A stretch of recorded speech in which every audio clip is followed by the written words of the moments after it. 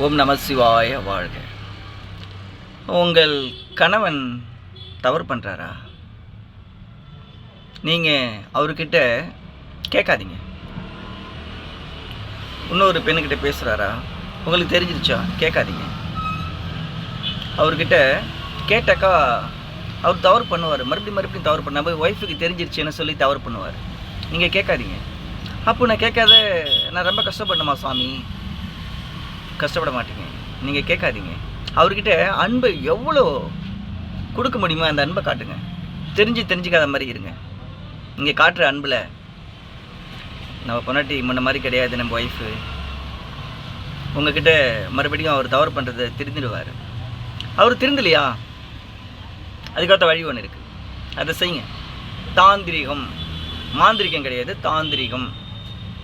ஒரு எலுமிச்சை பழத்தை எடுத்துங்க. நைட்டில் படுத்துக்கும் போது அந்த எலுமிச்சை பழத்தை கையில் வச்சு, எங்கள் வீட்டுக்கார் யார்ட்டையும் பேசக்கூடாது, எங்கள் வீட்டுக்கார் யார்ட்டையும் பேசக்கூடாது, என்னை தவிர அப்படின்னு நினச்சிக்கிட்டே தூங்குகிற டைமில் தலைகாணிக்கையை வச்சு படுத்துங்க. 8 நாளைக்கு இதை செய்யுங்க. கனி காஞ்ச நிறமாக ஆகிடும். கனினாவும் காஞ்ச நிறமாக ஆகிடும். அந்த கனியை புழிஞ்சி, அது கூட இன்னொரு எலுமிச்சை பழம் கொடுத்து புழிஞ்சி உங்கள் வீட்டுக்காருக்கு அதை கொடுங்க. உங்கள் வீட்டுக்கார் வசியம் ஆகிடுவார்.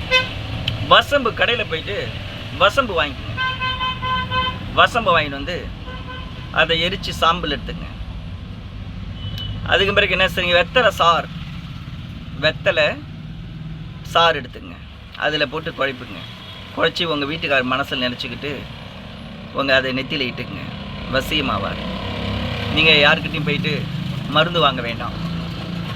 உங்ககிட்டே வசியம் இருக்குது. உங்கள் மனதில் வசியம் இருக்குது. உங்கள் பார்வையில் வசியம் இருக்குது. உங்கள் தோற்றத்தில் வசியம் இருக்குது. உங்கள் கணவனை வசியம் பண்ணிக்கோங்க. நல்லா இருக்கும் குடும்பம். கணவன்கிட்ட, வெளியிலேருந்து வர்ற கணவன்கிட்ட கோவமாக பேசாதீங்க. அன்பு கொள்ளுங்க. சரிங்களா தங்கச்சிங்களா? அன்பு கொள்ளுங்க. நீங்கள் நல்லா இருப்பீங்க. உங்கள் மாமியார் பிரச்சனை பண்ணுறாங்க. எங்கள் வீட்டுக்காரர் எங்கள் மாமியார் பக்கம் தான் பேசிகிட்டு இருக்காரு.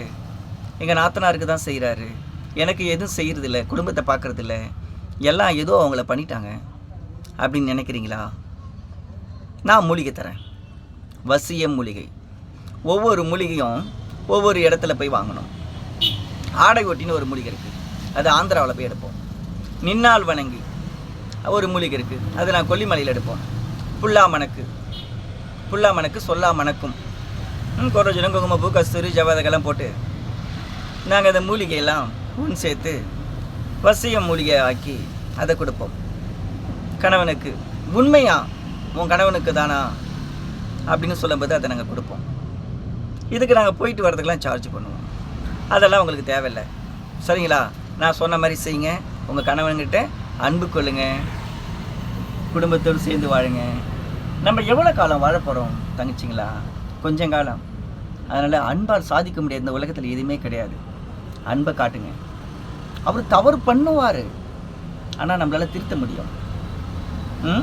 உங்கள் கணவனை உங்கள் முந்தானியில் முடிச்சுக்கிறது உங்களுடைய பொறுப்பு. என் தங்கச்சிக்கு தான் சொல்கிறேன். உங்கள் கணவனை உங்கள் முந்தானியில் முடிச்சுக்கணும். வேறு ஒருத்தங்கிட்ட அனுப்பாதீங்க. அப்படி போயிட்டாரு அப்படின்னு சொன்னால், நான் அந்த சொன்னல எலுமிச்சம்பழம், அந்த தாந்திரத்தை பண்ணுங்கள். உங்கள் கணவர் வந்துடுவார். அவர் கல்யாணம் பண்ணிக்க போகிறாருங்க, நான் என்ன செய்கிறது அப்படின்னு சொன்னால் மூலிகை தான். சரிங்களா? மூலிகை கொடுத்து சரி பண்ணிக்கலாம். இடு மருந்து, உங்கள் மருந்து கொஞ்சம் அதில் இட்டு நம்ம மூலிகை வச்சு கொடுத்தோம்னா கணவன் 100க்கு 100 வசியமாவார். மையில் அவ்வளோ சில பேருக்கு வேலை செய்யும், சில பேருக்கு வேலை செய்யாது. மூலிகை எல்லாருக்கும் வேலை செய்யுங்க. இது அந்த காலத்தில் சித்தர்கள் பண்ணாங்க. தன் குழந்தை தவறு பண்ணுது, தன் கணவன் தவறு பண்ணுறாரு, மகன் வேலைக்கு போக மாட்டான், நம்ம பேச்சு கேட்க மாட்டான், பசங்க கூட கூடின்னு தவறு பண்ணுறான். இதெல்லாம் சரி பண்ணுறதுக்கு சித்தர்கள் ஃபார்முலாவில் இது இருக்குது. இந்த மூலிகை வச்சு நாங்கள் பண்ணுறோம். அதை நீங்கள் வாங்குங்க. என்னுடைய நம்பர் இருக்குது. லைக் பண்ணுங்கள், ஷேர் பண்ணுங்கள். நான் தங்கச்சிக்கிட்ட சொல்லிட்டேன். தங்கச்சி மற்றவங்ககிட்டையும் சொல்லுங்கள். லைக் பண்ணுங்கள், கமெண்ட் பண்ணுங்கள். அப்புறம் பெல் பட்டை அழுத்திருமா. நான் போடுற வீடியோ உங்களுக்கு அடிக்கடி வரணும். நான் அடிக்கடி உங்களுக்கு குடும்பத்தில் உள்ள பிரச்சனைகளை அண்ணா தீர்த்து வைப்பான். வாழ்க வளமுடன். தென்னாருடைய சிவனையை போற்றி, என்ன ஆற்றுக்கும் இறைவாய் போற்றி போற்றி.